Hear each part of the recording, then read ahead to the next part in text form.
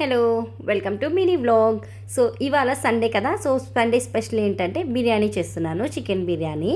ఇంకా అందరికీ happy republic day, ఇంకా హ్యాపీ వీకెండ్. ఇప్పుడైతే నేను చికెన్ బిర్యానీ అయితే ప్రిపేర్ చేస్తున్నాను. ముందుగా కడాయి పెట్టేసుకొని అందులో 2 స్పూన్స్ ఆయిల్ వేసేసుకున్నాను, అలాగే 1 స్పూన్ గీ అయితే యాడ్ చేసుకున్నాను. సో ఇందులో అయితే బిర్యానీ స్పైసెస్ అన్నీ కూడా యాడ్ చేసుకున్నాను, ఇంకా జీడిపప్పు కూడా యాడ్ చేసుకున్నాను. తర్వాత ఆనియన్స్ వేసేసుకున్నాను. ఆనియన్స్ పచ్చిమిర్చి ఫ్రై అయినాక అల్లం వెల్లుల్లి పేస్ట్ కూడా వేసుకొని బాగా ఫ్రై అవ్వాలి. సో కొంచెం బ్రౌనిష్ కలర్ వచ్చాక టమాటో కూడా యాడ్ చేసుకున్నాను.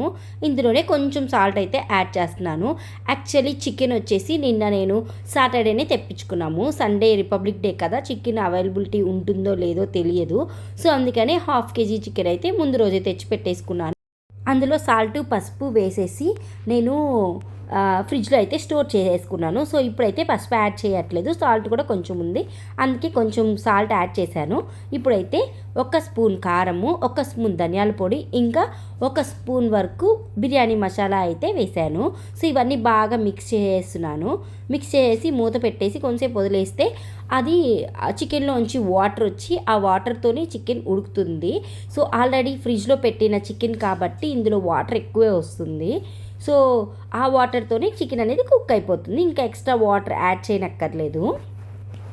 చికెన్ అయితే ఇక్కడ కుక్ అయిపోయింది. ఇందులో కొత్తిమీర అలాగే పుదీనా కూడా వేసేసి బాగా మిక్స్ చేసి ఒక 5 మినిట్స్ వరకు కుక్ చేశాను.